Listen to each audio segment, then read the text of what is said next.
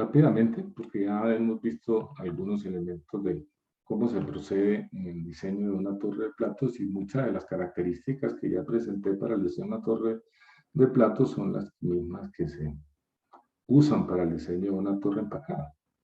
Lo que tiene que ver con las normas utilizadas, ¿sí? El- la temperatura y presión de diseño se procede de la misma manera. La selección del material, específicamente la selección del material de la camisa y las tapas, es el mismo procedimiento, entonces no me voy a ocupar de eso. Selección del material del recipiente, es el mismo procedimiento.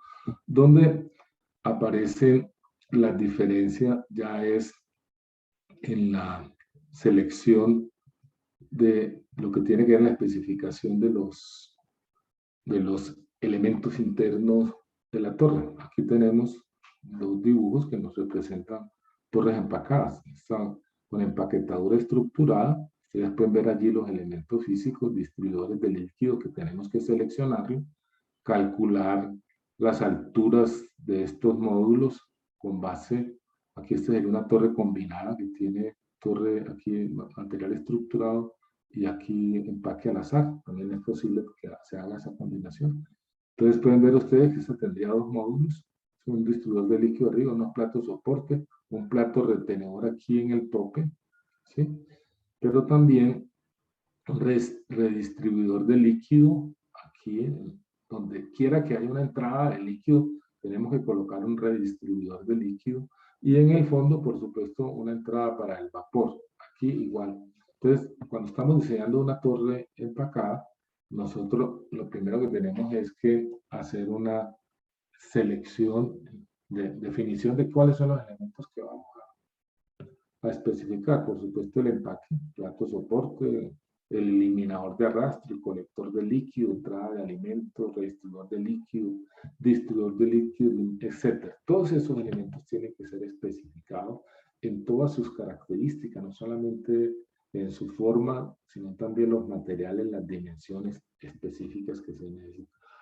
La mayoría de ellos, nosotros lo que hacemos es que los seleccionamos a partir de unos modelos estándares que ya ofrecen los fabricantes. Entonces tenemos que buscar cuáles serían los fabricantes que nos pueden proveer.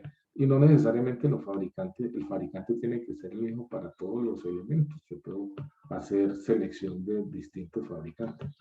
Aquí aparecen entonces todos los elementos que también los presenté cuando estábamos describiendo esta tecnología. ¿Sí? Todos estos elementos tienen que ser especificados. El procedimiento entonces que tenemos que seguir, que primero lo que tenemos que hacer es hacer el dimensionamiento, es la selección del empaque, ¿sí? Tenemos que seleccionar el empaque y para la selección del empaque, con base, ya dijimos, en las condiciones de operación, de manera similar a las torres de platos, yo elijo cuáles son las condiciones más críticas que voy a tener en cada una de las zonas de enriquecimiento y despojamiento, ¿sí? Con esas condiciones, estamos hablando de flujos de cada una de las fases, temperatura, presión, propiedades, todas las propiedades de esas fisicoquímicas y de transporte, las vamos a necesitar para hacer esos cálculos y esas especificaciones. Pero lo primero que tenemos que hacer es la selección del tipo de empaque, el material y el tamaño del empaque, ¿cierto? Porque de ese material van a depender unos parámetros que aparecen en las correlaciones para el cálculo del diámetro. ¿Sí? El cálculo del diámetro, ¿sí?, se basa en algunos parámetros que son específicos del tipo de empaque, la forma y el material, ¿cierto? Y por supuesto el tamaño. Una vez se calcula el diámetro, entonces vamos a calcular las alturas equivalentes de plato teórico. Ya ustedes saben a qué se refiere esto. Es un parámetro que da cuenta de la eficiencia que tiene en su desempeño en la transferencia de masa a empaquetadura. ¿Sí? ¿Qué significa físicamente? Significa qué altura de empaquetadura en el lecho, ¿sí?, me produce la separación que me produciría una etapa teórica, un plato teórico. Ese es el significado. Y cuando presentaba yo la tecnología mostraba cuanto más pequeño era el empaque, más eficiente era. Significaba que esa altura equivalente del plato teórico era más baja. ¿Y en qué se traduce eso? De hecho, en una altura de la torre menor. Es más eficiente, se requiere menos altura de empaquetadura. Pero el problema es que cuanto más pequeño es el empaque en su tamaño nominal, menos capacidad tiene, menos espacio deja para el flujo de las fases. Y por lo tanto, eso se traduce en que se requiere un diámetro mayor. Entonces, ¿cómo balanceamos diámetro con altura? Era lo que les decía en su momento. Tendríamos que definir cuáles serían esas condiciones, el empaque y el tamaño óptimo para garantizar que los costos de inversión se minimicen. ¿Sí? Una vez tengamos esa, ahora vamos a ver cómo se procede en ese cálculo. Calculamos la altura de empaquetadura para cada zona, enriquecimiento y despojamiento, pero también cada módulo, porque tenemos que dividir la altura de empaquetadura en módulos, porque si no, entonces se nos presenta el problema de canalización que les mencionaba. Tenemos que especificar esas alturas y con base en eso, pues ya sabemos cuántos otros elementos internos se necesita, porque cada módulo va a necesitar que van a necesitar platos de soporte, van a necesitar platos retenedores, van a necesitar distribuidor de líquido, van a necesitar recolectores en los fondos de líquido para descargarlos en el redistribuidor que hay en el módulo inmediatamente debajo. ¿Sí? Y todo eso se traduce, por supuesto, en costos de inversión. Y una vez tengamos eso, ya podemos calcular cuál es la carga, el peso que tiene que soportar el plato soporte en cada módulo. Para poder, con base en eso, entonces, con base en esa información de altura, ¿sí? Y la característica del empaque, pues seleccionar los distribuidores y los redistribuidores de líquido, el plato soporte, el plato retenedor y los recolectores de líquido. ¿Sí? Una vez ya tengamos especificado todas esas características de esos elementos y sus dimensiones, ya podemos pasar a calcular la altura de la torre con una ecuación parecida a la que presenté para el cálculo de la torre de platos. Y con ello nosotros obtenemos el cálculo de desempeño hidráulico para poder mirar cómo es la caída de presión, cuál es la flexibilidad, cuál es el flujo mínimo de humectación que necesita. Si se presenta que no se cumple con las condiciones requeridas, no se tiene el desempeño esperado, pues entonces nos tenemos que devolver. ¿Hasta dónde? Pues depende hasta dónde tenemos que revisar, cambiar de decisión. Entonces, el proceso de diseño de una torre empacada también es un proceso iterativo, de manera similar a como lo es el diseño de una torre de plato. ¿Sí? Muy bien.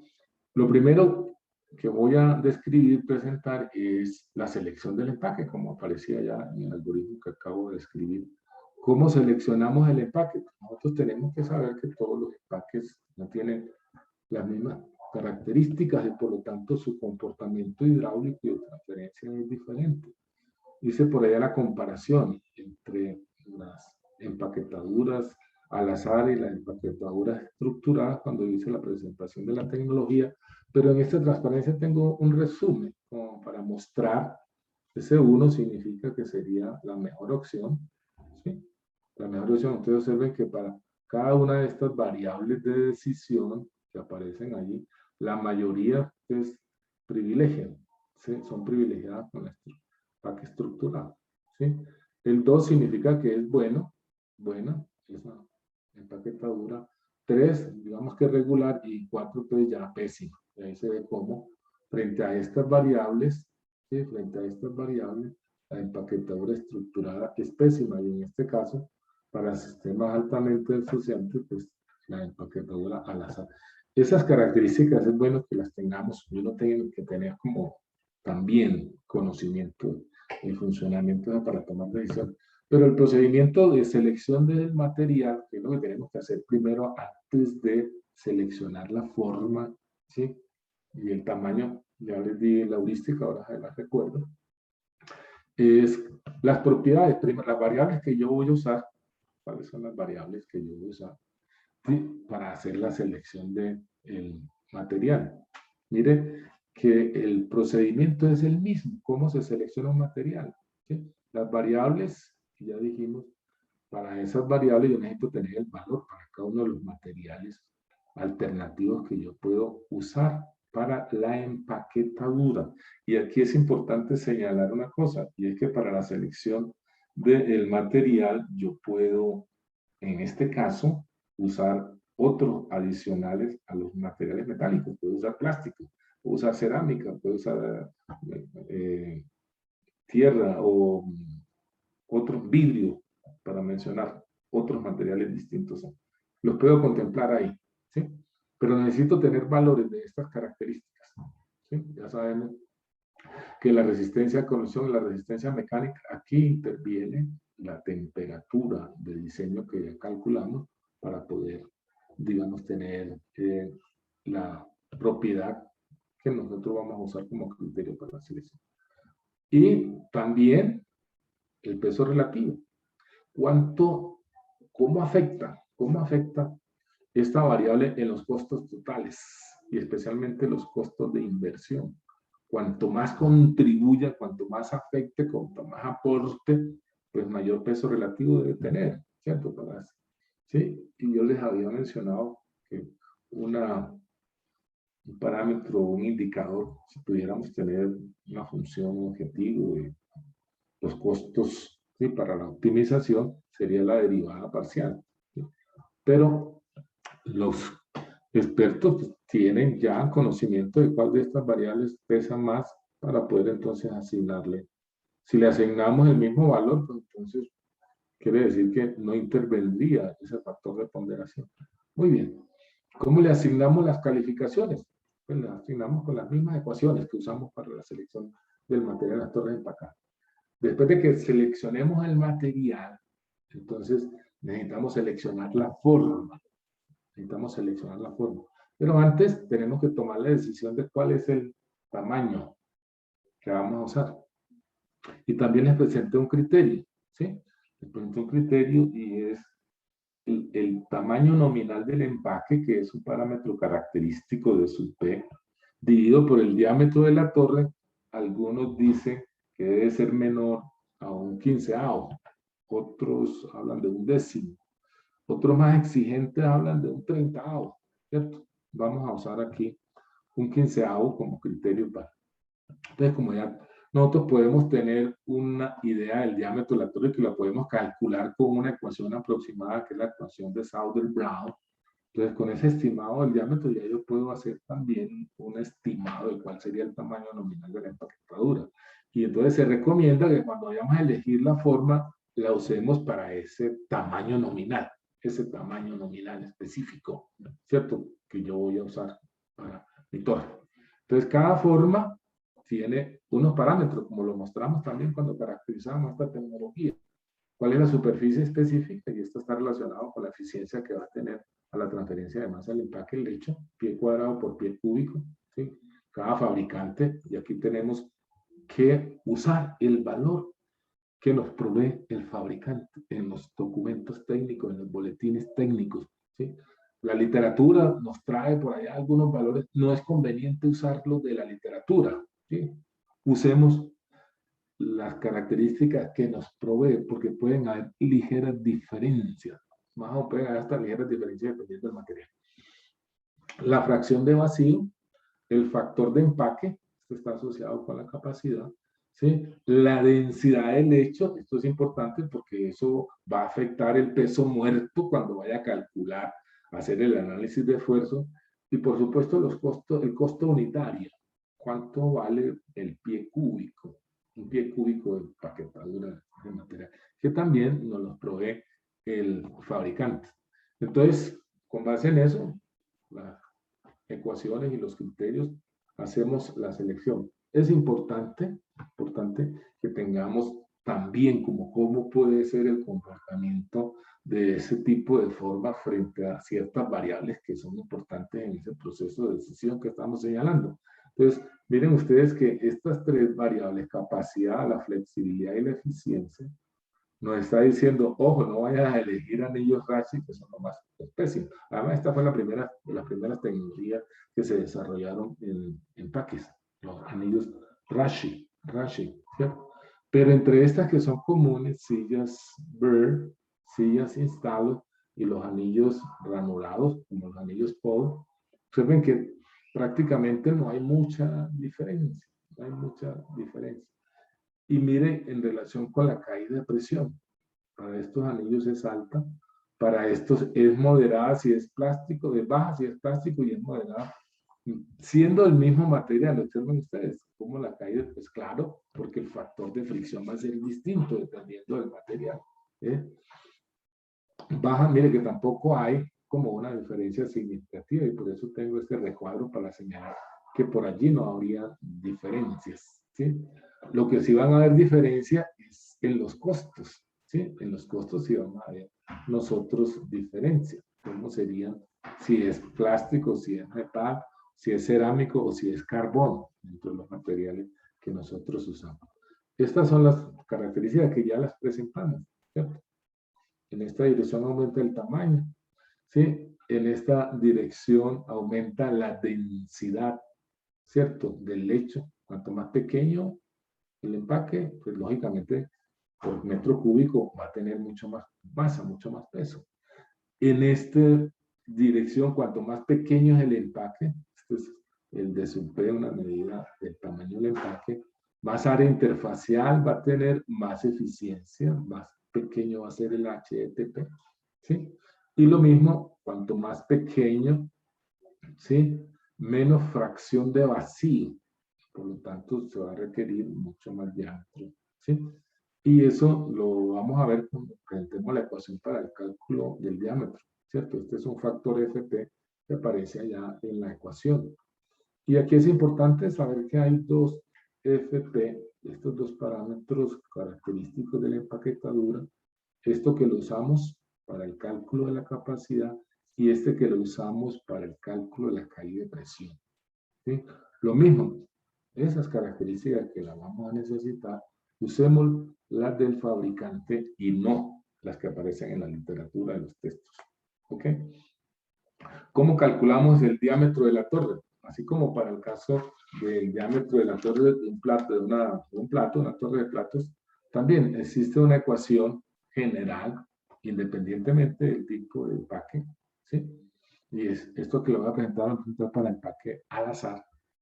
Esa ecuación, ojo, son dos, diámetro de la torre y diámetro de la torre. Y en todas estamos usando el flujo másico del vapor, que es el dominante ahí para poder calcular el diámetro de la torre, ¿sí? Pero aparece también, o la velocidad superficial del gas en inundación, eso es lo que significa USF.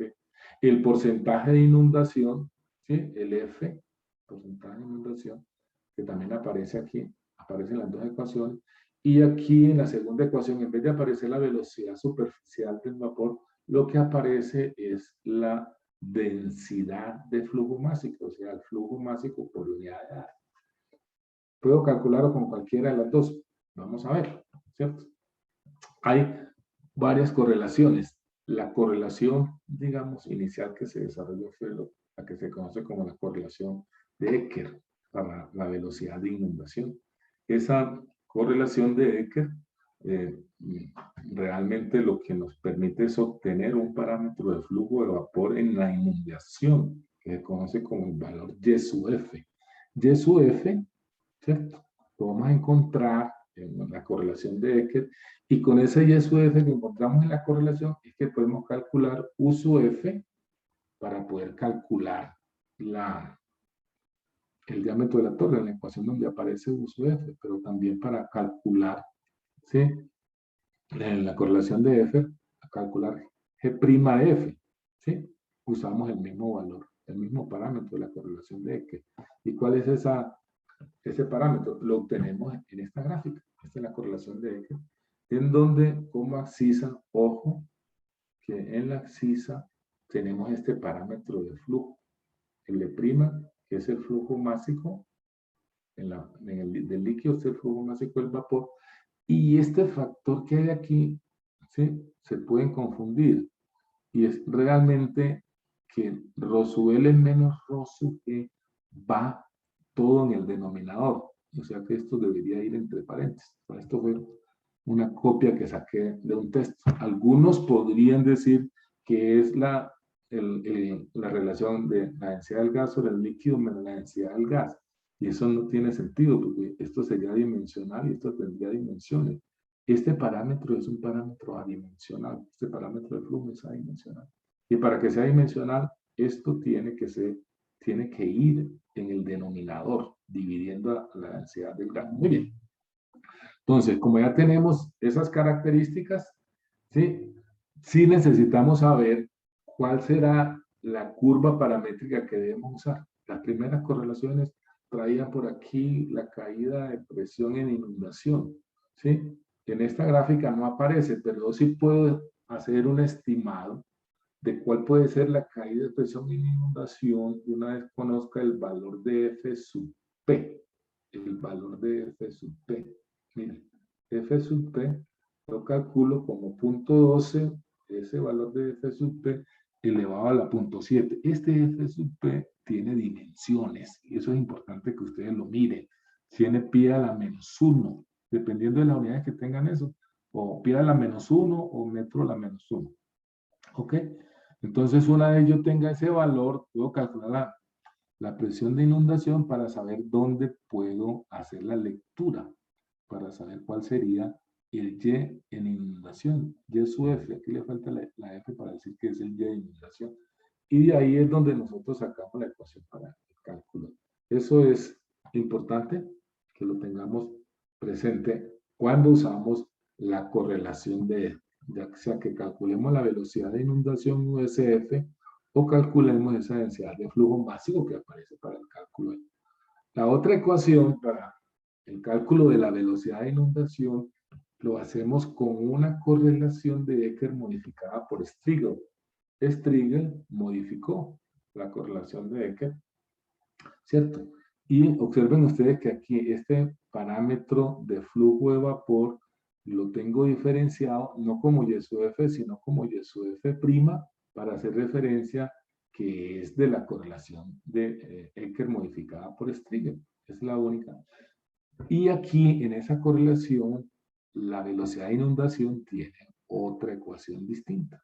Observen ustedes, aparecen estas propiedades de densidad, ¿sí? Ese factor de empaque y esta, digamos, viscosidad cinemática del líquido en centi-Stokes. Esa sería la correlación de Ecker modificada por Strigel. Importante que tengan presente que este Y sub F' es distinto a Y sub F. Miren que en la gráfica que yo vengo a leer, el Y sub F', ¿sí? Las coordenadas son distintas. Mire que aquí este factor de flujo ya no es la densidad del gas dividido por la densidad del líquido menos la densidad del gas. No, no. Es esa relación de densidad del gas sobre la densidad del líquido. Primera diferencia. Y segunda diferencia es la ordenada. La ordenada, ¿sí? Ya aparece, ¿sí? C sub S, un factor de capacidad C sub S, y las propiedades que mencioné para el cálculo de eso S'. Muy bien, esa es la correlación de Ecker modificada por... Pero también hay otra correlación, que es la correlación de Leva, para calcular la velocidad de inundación. Y aquí entonces observen que hay otro factor, que es Y asterisco sub F. O sea que tenemos tres factores, Y sub F, Y sub F' y Y sub F asterisco, cada uno asociado con una correlación, la Ecker modificada por Strigel, y la correlación de Leva. Pero todos me sirven para calcular la velocidad de inundación. En esta correlación de Leva hay una ecuación para ese cálculo, ya no una gráfica como en las otras dos, sino una ecuación, en donde se involucra este factor de flujo, F sub LG, que ya vimos cuál es, ¿sí? Pero además aparecen en la ecuación de U sub F unas funciones. Una función en términos de la densidad del líquido y una función, eso es lo que significa esa F, función de, este F no es factor de inundación, sino función de la viscosidad. Y esas funciones están dadas aquí. Estas son las ecuaciones para la función en función de la densidad en términos de la gravedad específica del líquido, el inverso de la gravedad específica del líquido, ¿cierto? Con esa ecuación es un polinomio de segundo grado. Mientras que la función en términos de la densidad es esta ecuación exponencial, en términos de la viscosidad. Recuerden lo que hemos dicho. Las unidades son las unidades que la ecuación nos dice. En este en particular nos ponen unas restricciones para poder usar esa correlación de leva. La viscosidad no puede estar por fuera de este intervalo, ni tampoco la densidad relativa, ¿cierto?, del líquido con respecto a la del agua en el estado líquido, tampoco debe estar por fuera para poder hacer uso de esa correlación de leva. Eso si usamos correlaciones para hacer el cálculo del diámetro de la torre. Pero yo también puedo usar unas correlaciones para el cálculo de la velocidad, correlaciones de los fabricantes. Esta es, por ejemplo, una correlación para la empaquetadura instalo Metal Tower Packer. Oiga, ya nos está diciendo que es para empaque metálico. Y cada una de estas curvas paramétricas es para el tamaño.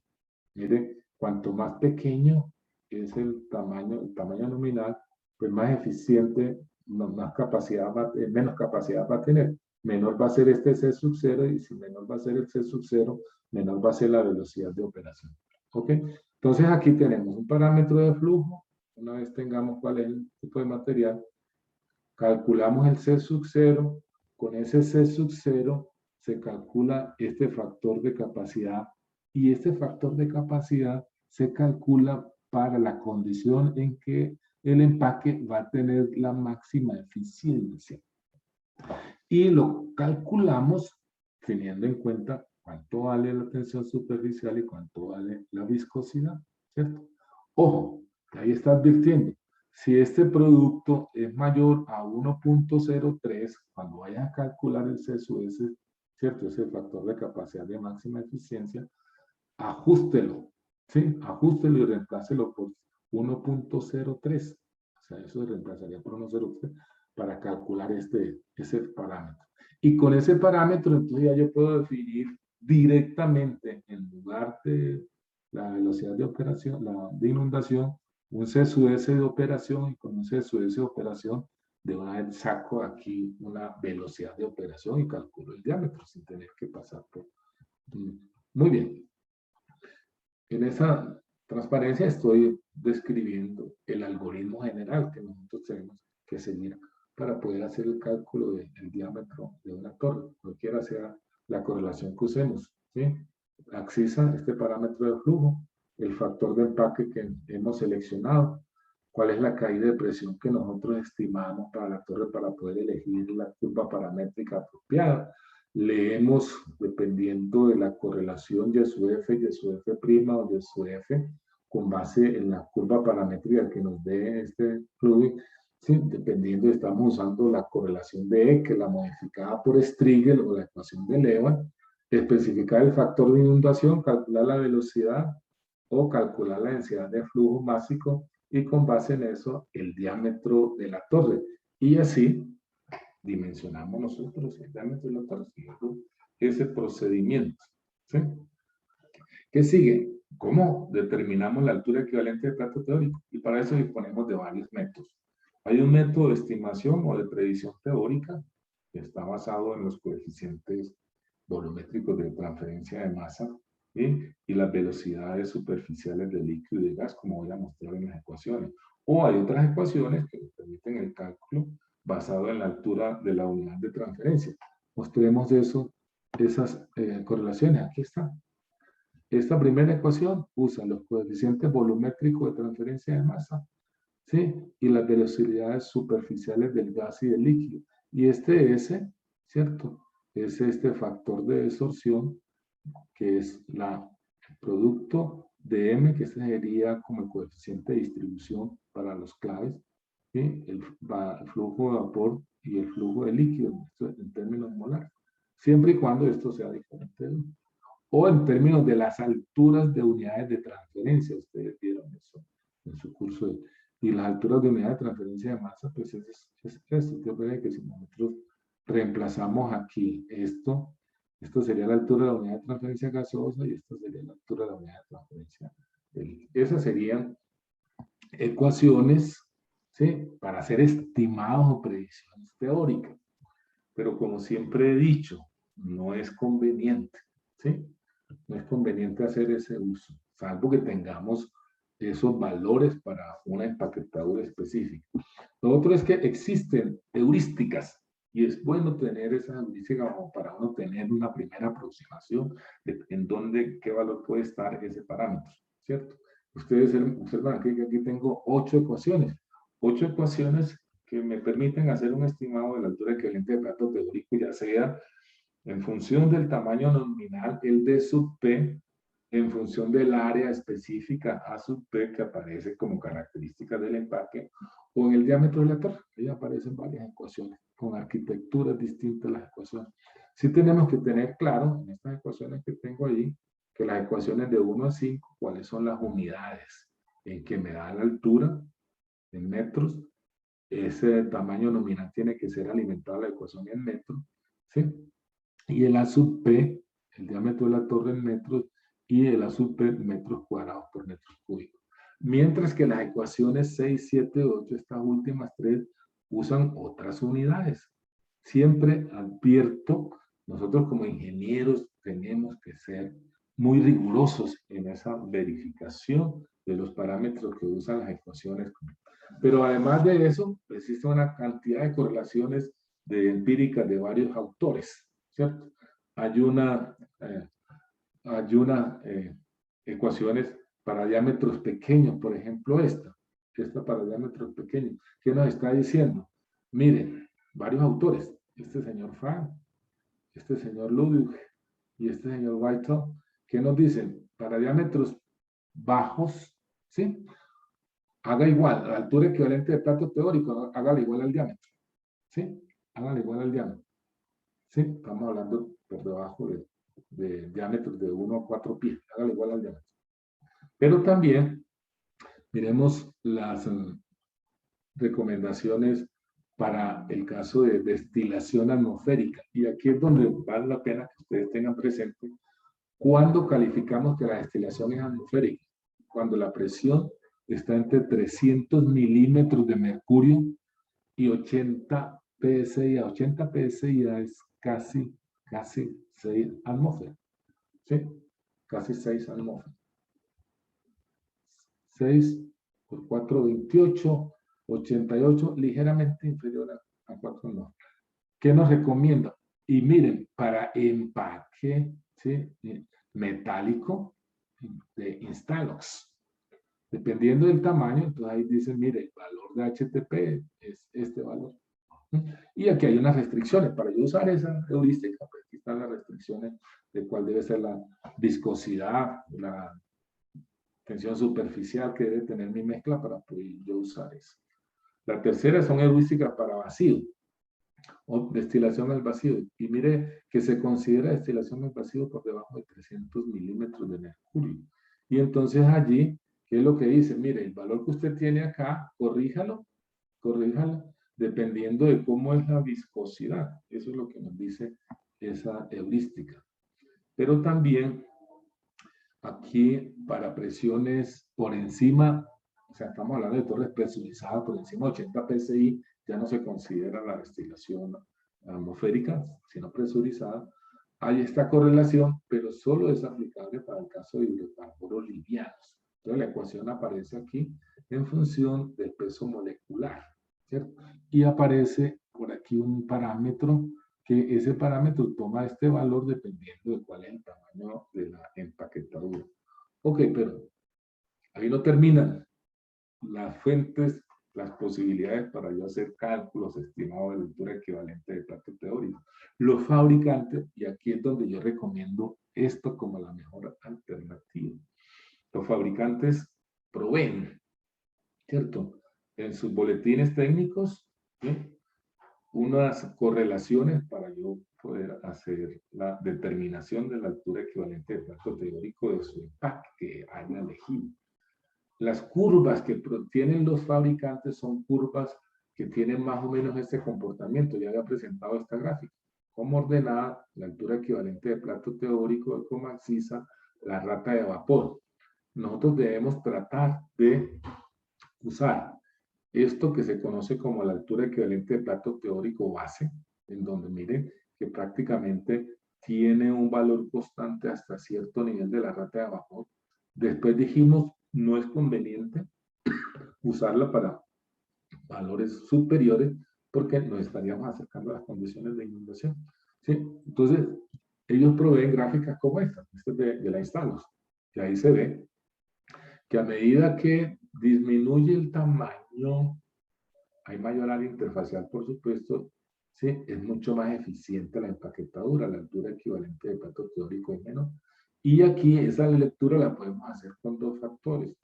Estos factores de este factor F sub S o este factor C sub S. ¿Cuál es la diferencia? Mire que la diferencia está en este término, ¿cierto? Está en este término. Pero también es conveniente que esas gráficas que ellos proveen, nosotros sepamos cuáles son las restricciones que tienen para poderlas usar. Pero así como presentan gráficas, también presentan ecuaciones, ¿cierto?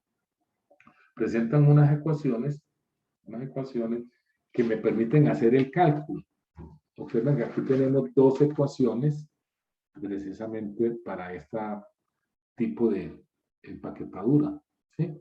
De la Costgliss. Este es un fabricante de este tipo.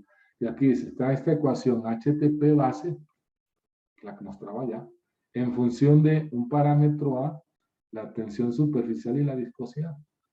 Siempre y cuando tengamos que la viscosidad sea menor a 0.4 centipoise. Uso esta ecuación. O uso esta ecuación, ¿cierto? En donde aparece otro parámetro B, ¿sí? Y miren que la función es distinta en función de esa misma variable para cuando la viscosidad es superior a 0.4 centipoise. ¿Dónde leemos el valor A y B? El valor de A y B lo sacamos, ¿cierto? Ya sea en milímetros o en pulgadas, dependiendo del tamaño nominal. Con base en eso, entonces hacemos el cálculo de la altura equivalente, ¿sí? Muy bien. ¿Qué viene después? Pues hacer la selección de distribución de líquido, los distribuidores de líquido.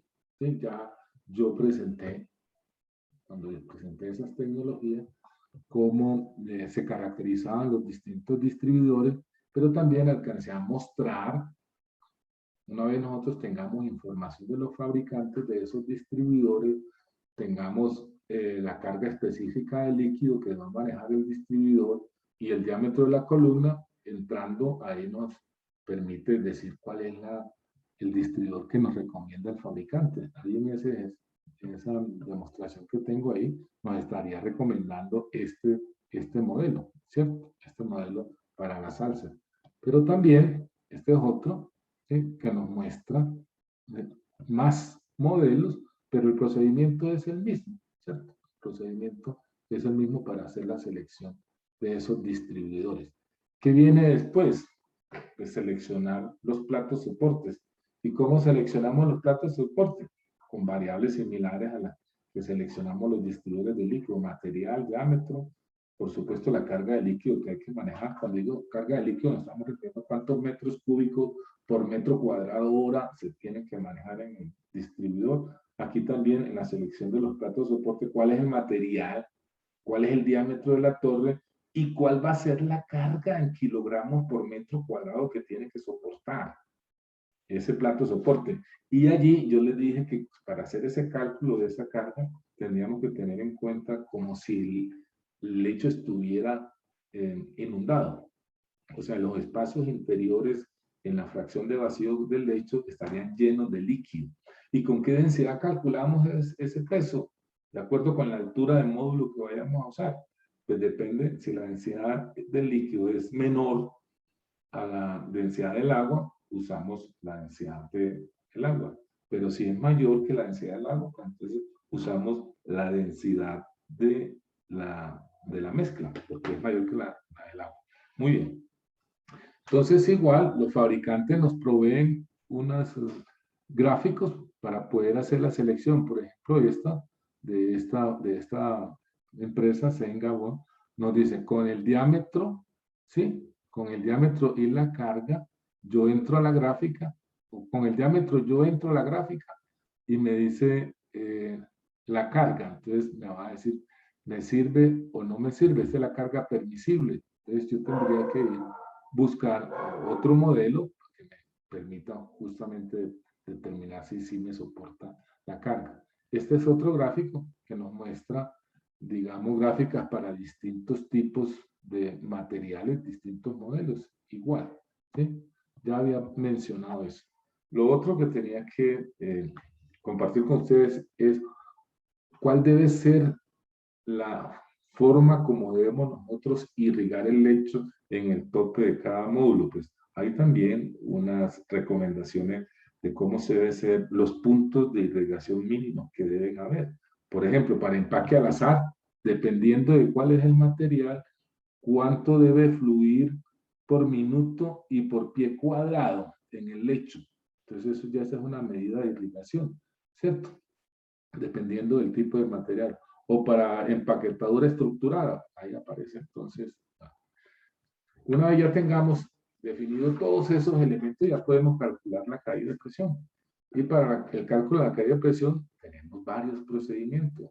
Uno es usar la correlación generalizada de caída de presión de Eckert. Allá ustedes ven que hay unas curvas paramétricas en función de la caída de presión, como ya tenemos cuál es la velocidad de operación y cuál es el factor de flujo, entramos allí y leemos en qué curva está y esa sería la caída de presión, ¿cierto? O sea, podemos hacer esa interpolación allí. Pero también existe una correlación de Robin y otras. Ahora voy a presentar esa forma de esa correlación. Sí, los gráficos de los fabricantes y los gráficos de los fabricantes, que ya no son estas correlaciones generalizadas, sino específicas de los fabricantes, nosotros podemos hacer. Y hay también unas correlaciones teóricas para el cálculo. Esta es la correlación de Robin, ¿cierto? Para hacer el cálculo de la caída de presión. Observen ustedes esta ecuación en donde se define cómo se calculan cada uno de estos parámetros de flujo del gas y del líquido dependiendo de cómo es la presión para menor de una atmósfera, para mayor de una atmósfera, para G sub F, para menor a 15 el valor de F sub PD, ¿cierto? ¿Sí? Para el factor de líquido. Y estos parámetros, ¿sí? El SUF y GSUF, estos parámetros S3, S4, ¿sí? Se calculan con estas ecuaciones. Se calculan siempre y cuando, ¿sí? El flujo que nos dio allá con las ecuaciones para el SUF sea menor a 20.000. Ese F sub P que aparece allá, recuerden ustedes que lo había mencionado, es el factor de empaque del lecho seco. Este es el que se usa para el cálculo de la presión, ahí en esa correlación de... Para el caso en que el LSUF sea mayor a 20.000, entonces usamos esta correlación, esta gráfica para calcular directamente la caída de presión y no las ecuaciones. ¿Ok? Y una vez tengamos cuál es la caída de presión por unidad de altura de empaquetadura, entonces ya podemos calcular cuál es la caída de presión total en la torre. ¿Sí? Entonces, para eso necesitamos calcular la caída promedia, calculando la caída en el tope, la caída en los fondos, y con esta ecuación sacamos un promedio. Miren la forma como se calcula el promedio, que es el que vamos a alimentar aquí. ¿Sí? Este average también lo podríamos calcular, digamos, con esta, siempre y cuando esta aritmética, la caída de presión en el tope sea menor que la caída de presión en el fondo. Podríamos calcular una media y no esta promedio aquí. Pero una vez tengamos la caída de presión promedio, entonces multiplicamos por el número de etapas ideales, que ya sabemos cuál es, ¿sí? Y por la altura equivalente de plato teórico que calculamos. Y de esa manera calculamos la caída de presión de la torre. Y una vez tengamos eso, ya podemos venir a calcular cuál es la altura total de la torre. Miren que tiene una ecuación similar, ¿cierto? A la ecuación para la torre de plata.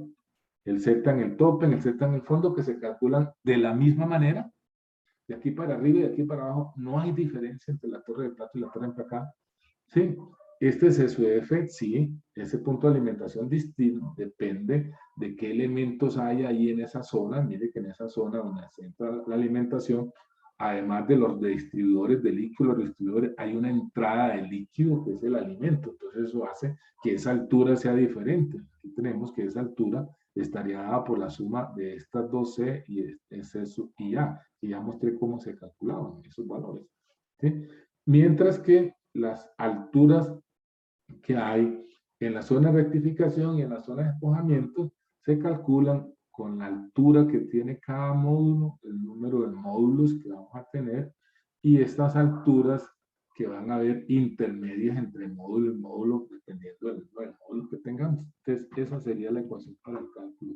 Esta ecuación ya la había mostrado para calcular esos parámetros A, B y C que aparecen en esas ecuaciones. ¿Sí?